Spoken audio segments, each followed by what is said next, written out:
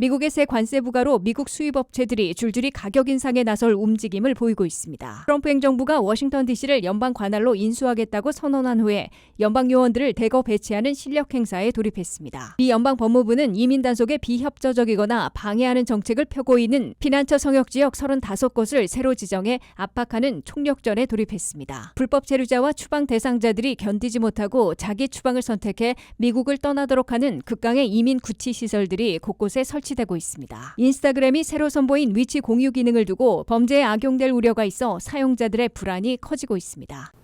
시청자 여러분 안녕하십니까? 워싱턴 뉴스 투데이입니다. 미국의 새 관세 부과로 미국 수입품들의 가격이 줄줄이 인상될 움직임을 보이고 있습니다. 보편 관세의 10%는 수입업자들과 미 업체들이 가격 인상을 자제하고 수익을 줄이는 것으로 감수했지만 7일부터 새 관세 부과가 시작되면서는 관세의 상당 부분을 수입품 가격 인상으로 넘기고 있다고 CBS 뉴스가 보도했습니다. 한면택 기자가 보도합니다.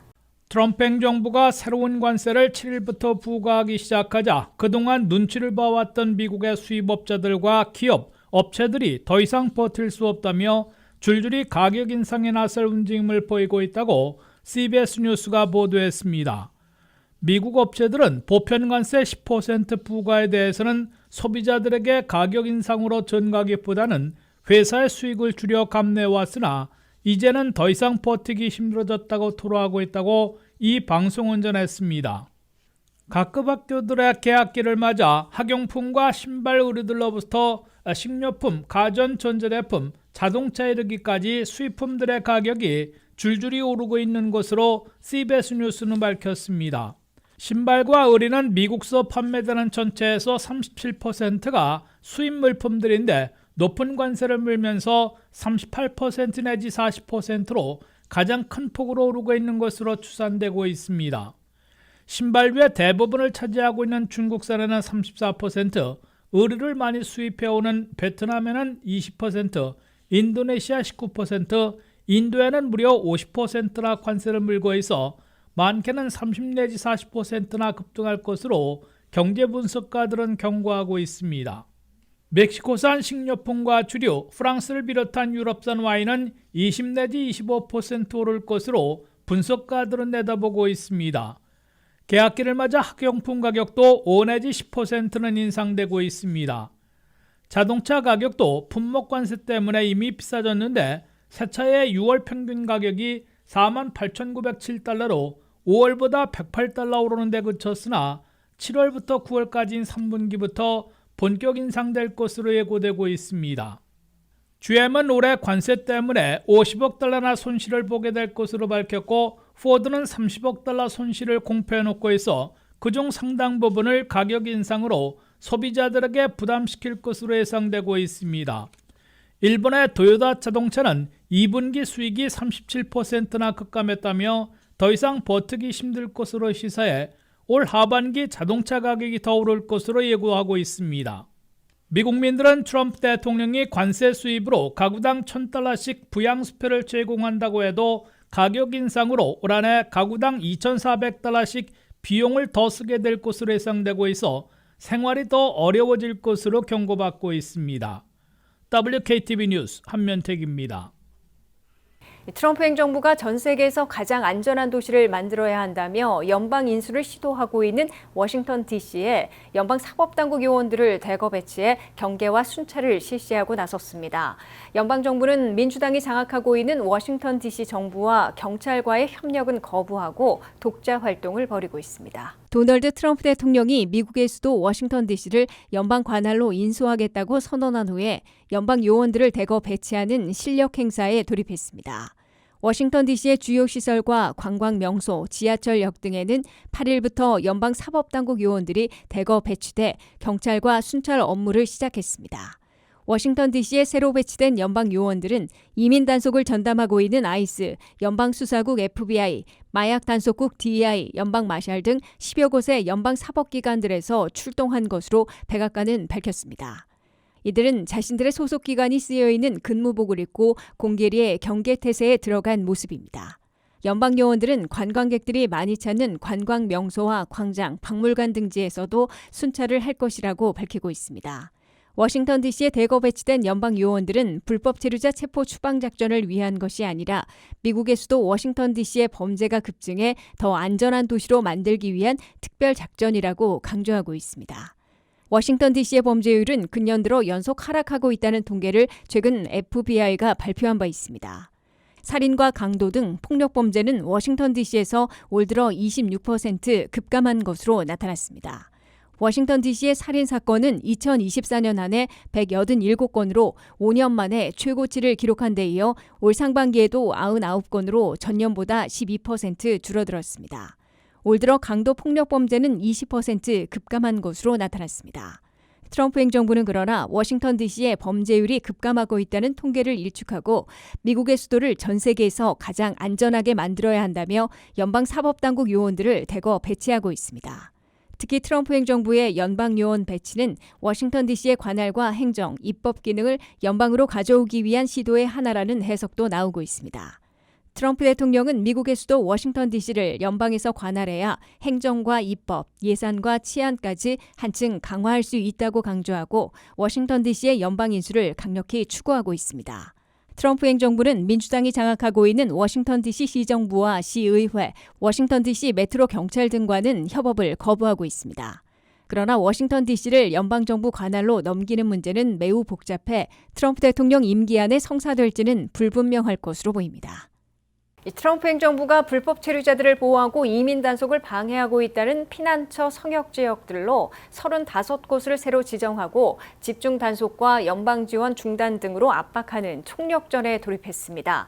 연방 법무부가 새로 지정한 피난처 성역 지역들로는 캘리포니아와 뉴욕주 등 주지역 13곳, 볼티모어 등 카운티 4곳, 로스앤젤레스와 뉴욕시 등 시지역 18곳으로 나타났습니다. 한면태 기자가 보도합니다.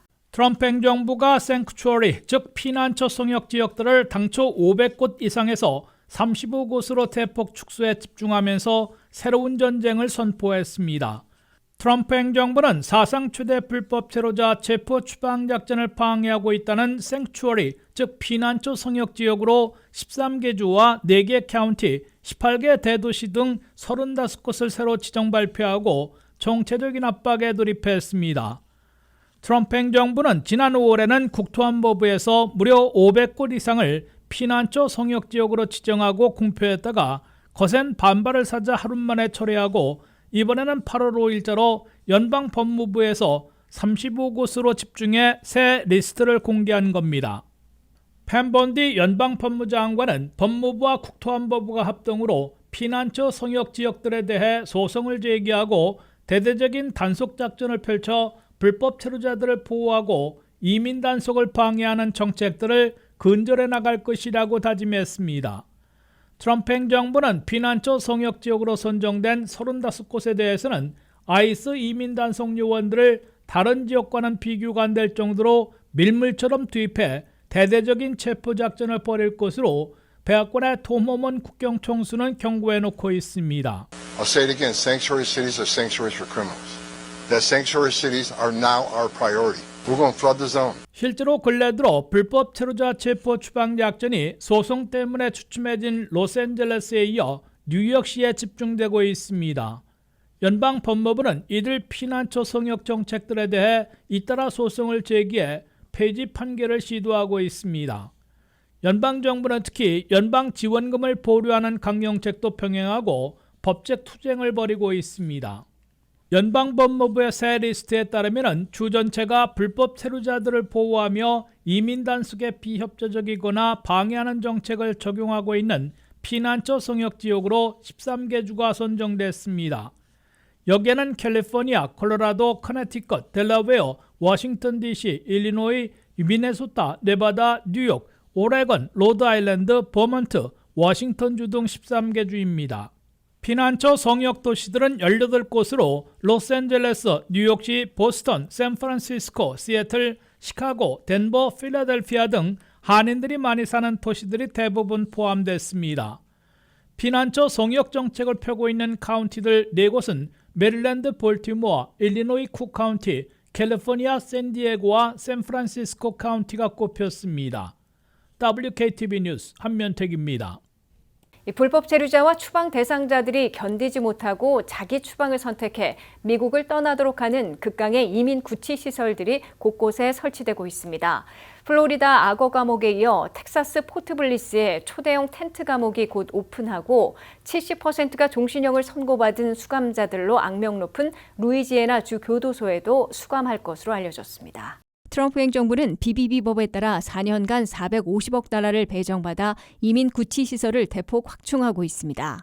트럼프 행정부는 그러나 돈이 많이 드는 항구적인 이민 구치 시설을 대거 신설하기보다는 한 번 수감되면 견디기 어려워 자기 추방, 자진 출국을 선택하도록 유도하려는 극강의 이민 구치 시설들을 확대하고 있습니다.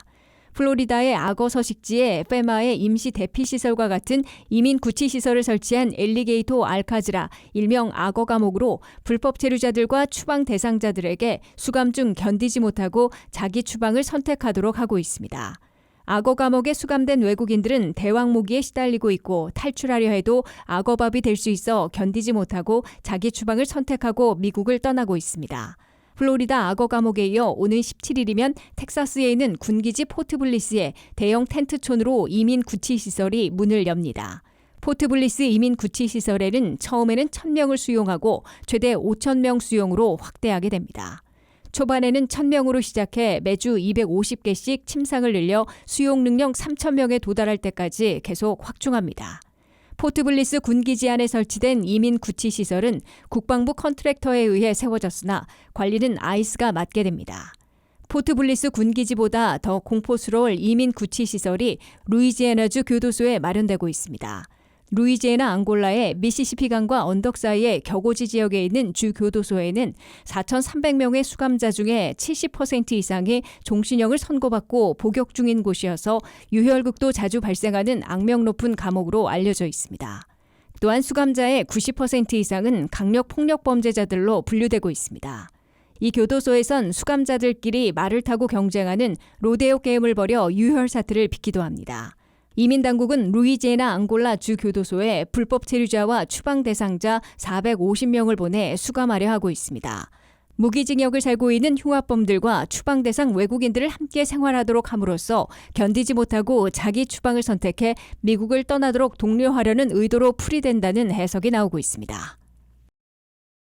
인스타그램이 최근 새로 선보인 위치 공유 기능을 두고 사용자들의 불안이 커지고 있습니다. 위치 정보가 의도치 않게 노출됐다는 주장과 함께 편리함 뒤에 스토킹과 합성범죄 등 심각한 범죄에 악용될 수 있다는 지적도 잇따르고 있습니다. 안혜린 기자가 보도합니다.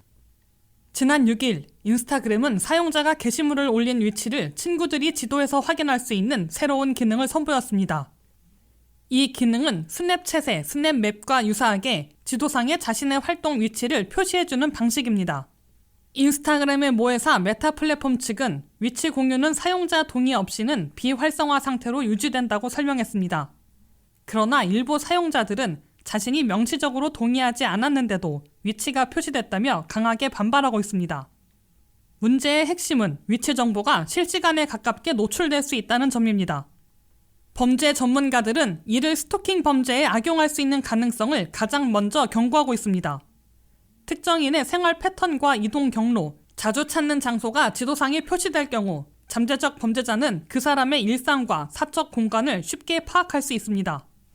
실제로 소셜미디어에 위치 태그를 근거로 피해자의 주소지나 직장 위치를 추적한 사건들이 보고된 바 있습니다.